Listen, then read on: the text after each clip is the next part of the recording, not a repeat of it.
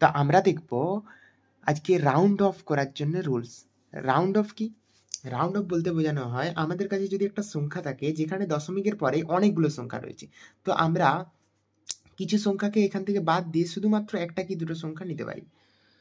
তো আমরা যদি এখানে দুটো সংখ্যা নিতে চাই, তো আমরা যে সংখ্যাটা পর্যন্ত নিতে চাইছি, মানে দুটো সংখ্যা নিতে চাইছি মানে 4 পর্যন্ত আমরা রাখতে চাইছি, এই পার্টটা বাদ দিতে চাইছি। তো এটাকে বলা হবে nth ডিজিট বা nth প্লেস নাম্বার। আর আমরা এই পার্টটাকে যে বাদ দিতে চাইছি, তো এই পার্টটার মধ্যে যে প্রথম সংখ্যাটা আছে, এই প্রথম সংখ্যাটাকে বলা হবে এক ডিসকার্ড নাম্বার। এটাকে বলা হবে ডিসকার্ড নাম্বার। তো এবারে রুলসগুলো হচ্ছে, প্রথম রুলস হচ্ছে if the discard number is less than half a unit. এবারে হাফ এ ইউনিট এই কথাটার মানে হচ্ছে সবসময় বুঝাবে 5। হাফ এ ইউনিট মানে হচ্ছে 5। তো এখানে বলা হচ্ছে যদি এই ডিসকার্ড নাম্বারটা less than half a unit হয় তাহলে nth প্লেসটা leave the nth digit unchanged. মানে এই যে 5 আছে, এটা যদি এই যে ডিসকার্ড নাম্বারটা 5 আছে এখানে, তো 5-এর থেকে যদি এটা কম থাকে তাহলে এই nth প্লেসটা যে নাম্বারটা থাকবে সেটা আনচেঞ্জ থাকবে, মানে কোনো পরিবর্তন হবে নাই। সেকেন্ড রুলস বলছে if the discard number is greater than half unit.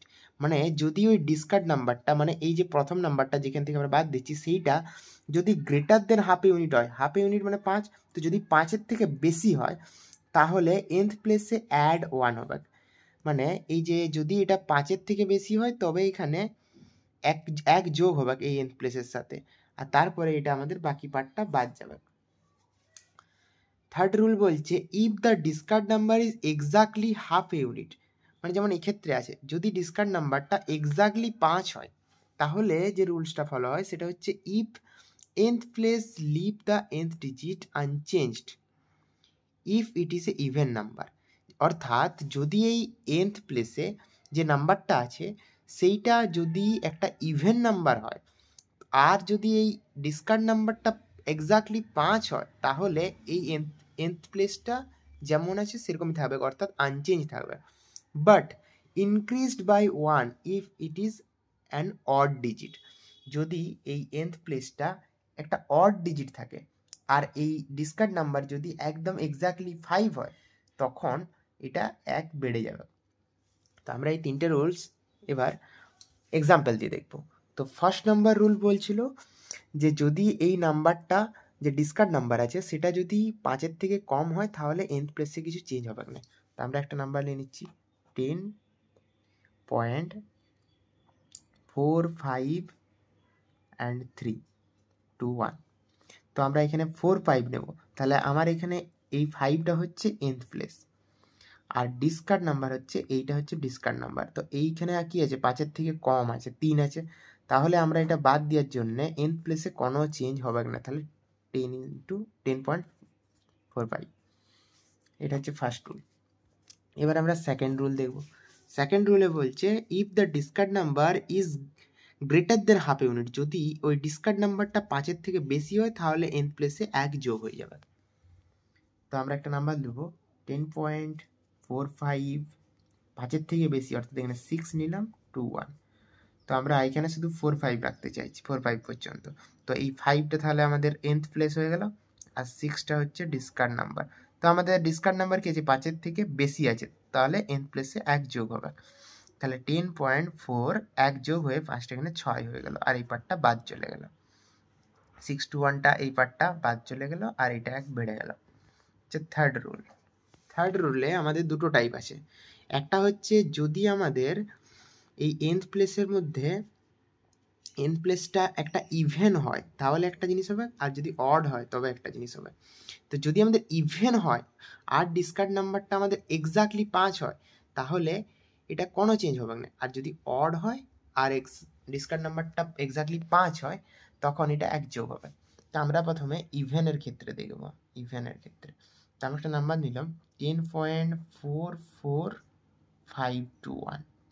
তো এখানে আমরা দুটো সংখ্যা রাখতে চাইছি, এই দুটো সংখ্যা যার মধ্যে এই 4টাকে আমাদের nth হবে কারণ আমরা এতটা রাখতে চাইছি, আর এইটা হচ্ছে আমাদের ডিসকার্ড নাম্বার। ওকে, তো তো ডিসকার্ড নাম্বারে আমরা দেখতে পাচ্ছি এক্সাক্ট 5 আছে, আর এই nth প্লেসটা একটা ইভেন নাম্বার আছে, সো আমাদের কোনো চেঞ্জ হবে না, সো এটা হবে 10.44, এটাই থাকবে।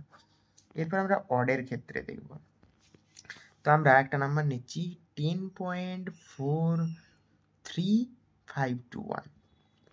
তো এখানে আমরা দুটো সংখ্যা রাখতে চাইছি, যার মধ্যে 3টা হচ্ছে nth প্লেস আর 5টা হচ্ছে ডিসকার্ড নাম্বার। তো nth প্লেসে আমাদের কি আছে, একটা অড নাম্বার আছে, তো তাহলে এখানে 1 বেড়ে যাবে, 10.44 হয়ে যাবে, 3 এর সাথে 1 যোগ হয়ে 4 হয়ে যাবে। তো এই দুটোতে আমাদের কনফিউশন হতে পারে, তো আমরা যেটা মনে রাখবো, এই দুটো নিয়ম হচ্ছে শুধুমাত্র যখন এক্স্যাক্টলি 5 হবে, ডিসকার্ড নাম্বারটা যখন এক্স্যাক্টলি 5 হবে। তো 5 হলে 5 নিজে কি, 5 নিজে একটা অড নাম্বার, তো যখন এক্স্যাক্টলি 5 হবে ডিসকার্ড নাম্বারটা, আর nth প্লেসে যখন একটা অড নাম্বার থাকবে, যেহেতু 5টা অড নাম্বার, তো আমরা মনে রাখতে পারি সেক্ষেত্রে শুধুমাত্র এটা বাড়বে, আর যদি এক্স্যাক্টলি 5-এর ক্ষেত্রে ইভেন নাম্বার হয় তাহলে সেটা বাড়বে না। আর বাকি 5-এর থেকে যখনই কম হবে তখন সবসময়ই কোনো চেঞ্জ হবে না, আর 5-এর থেকে যখন বেশি হবে তখন সবসময় চেঞ্জ হবে। আর যখন 5 এক্স্যাক্টলি হবে, তো 5টা যেহেতু একটা অড নাম্বার, তো আমরা মনে রাখতে পারি 5টা যখন এক্স্যাক্টলি থাকবে আর nth প্লেসে যখন একটা অড নাম্বার থাকবে তখন আমাদের সেটা বাড়বে, আর যদি ইভেন নাম্বার থাকে তখন সেটা কোনো চেঞ্জ হবে না।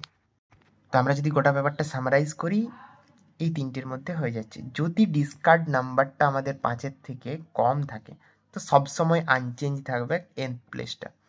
যদি ডিসকার্ড নাম্বারটা আমাদের সবসময় 5-এর থেকে বেশি হয় তো সবসময় nth প্লেসটা 1 বেড়ে যাবে, অ্যাড 1 হবে nth প্লেসে। আর যদি আমাদের ডিসকার্ড নাম্বারটা এক্সাক্ট 5 হয় তখন আমাদের যদি nth প্লেসটা ইভেন হয় তো আনচেঞ্জ থাকবে, আর যদি nth প্লেসটা অড হয় তাহলে চেঞ্জ হয়ে 1 যোগ হবে, এখানেও 1 যোগ হবে nth প্লেসে। এটা মনে রাখার জন্য 5টাও একটা অড নাম্বার, তো যদি nth প্লেসে অড থাকে তখনই চেঞ্জ হবে, কিন্তু চেঞ্জ অড না থাকলে আনচেঞ্জ থাকবে। আর এক্ষেত্রে নর্মাল ক্ষেত্রে 5-এর কম হলে সবসময় আনচেঞ্জ থাকবে, আর 5-এর থেকে বেশি হলে সবসময় nth প্লেসটা 1 যোগ হবে।